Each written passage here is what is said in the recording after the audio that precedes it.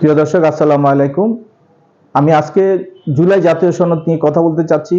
আপনারা দেখেছেন যে কিছুদিন থেকে সংসদের ভিতরে বাহিরে সকলেই কিন্তু এই ইস্যুতেই কথা বলছে।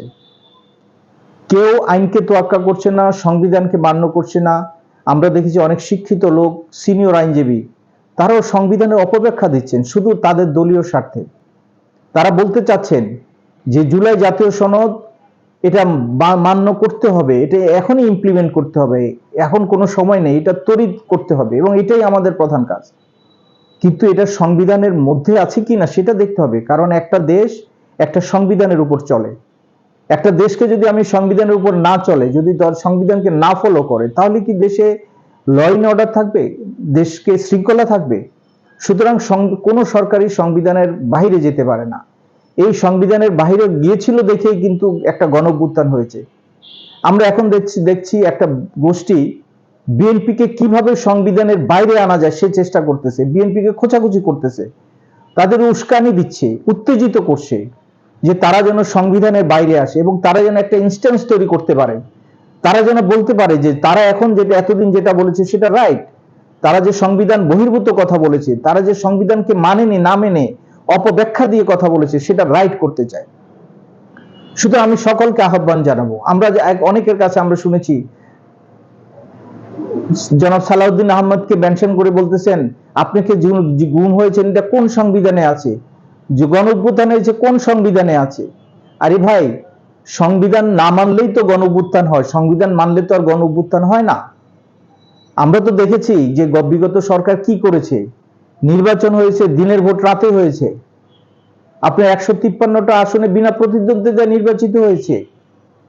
সুতরাং তখন সংবিধান অনুযায়ী কাজ হয় না দেখি একটা জনগণ সরকারের বিরুদ্ধে গিয়েছিল এবং সেটার প্রতিফলনে জুলাই গণঅভ্যুত্থান হয়েছিল। সুতরাং আমরা কোনোভাবে মেনে নিতে পারি না যে সংবিধানের বাইরে সরকার কোনো কাজ করবে। সরকার এখন যা করছে এটা সংবিধান মেনেই করতেছে এবং আমি ন্যাশনাল ডেমোক্রেটিক পার্টির পক্ষ থেকে সরকারকে সাধুবাদ জানাই এবং তাদেরকে ধন্যবাদ জানাই যে তারা অন্তপক্ষে সংবিধানের বাইরে কিছু করছে না। কারণ সংবিধানের বাইরে যখন কিছু করবে তখন কিন্তু কোনো কিছু ইন অর্ডার থাকবে না। স্বাভাবিকভাবেই অন্যায়কে যদি আপনি প্রশ্রয় দেন, অন্যায় ঘটতেই থাকবে। সুতরাং যে পথে বিএনপি আছে সেই পথেই থাকা উচিত। এবং আমি একটা টক শোতে বলেছিলাম এখন থেকে 3-4 মাস আগে যে গণভোট হচ্ছে, এই গণভোটের পরেও আরেকটা গণভোট থাকবে। কারণ এই গণভোট কোনো সাংবিধানিক না। সংবিধান সংস্কারের পরে এই জুলাই সনদটাকে বাস্তবায়নের জন্য যদি রেফারেন্ডাম লাগে তাহলে অবশ্যই আবার গণভোট হতে হবে। সুতরাং আমি সকল রাজনৈতিক নেতৃবৃন্দকে বলবো, সকল মানুষকে বলবো যে দেশের কথা চিন্তা করেন। দেশের কোনো কার্যক্রমকে আপনার আইনের বাইরে, সংবিধানের বাইরে নেবেন না। আমরা আমাদের দেশটাকে সংবিধান অনুযায়ী চলতে দিন এবং ধৈর্য ধরুন। বিএনপি কথা দিয়েছে, আমরাও চাচ্ছি, সকল রাজনৈতিক দল চায় যে জুলাই সনদ যেন বাস্তবায়ন হয়। যেটা কমিটমেন্ট হয়েছে, যেটা যেসব ইস্যু নিয়ে সমঝোতা হয়েছে সেগুলো অবশ্যই বাস্তবায়ন করতে হবে। কারণ এই বাস্তবায়ন না করলে আমাদের দেশ আমরা সামনের দিকে নিয়ে যেতে পারবো না।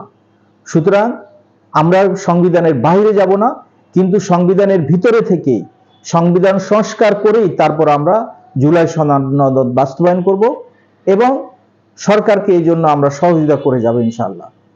সবাইকে অনুরোধ করব সংবিধানকে শ্রদ্ধা করে সংবিধানের ভিতরে থাকুন, মানুষকে মিসগাইড করবেন না।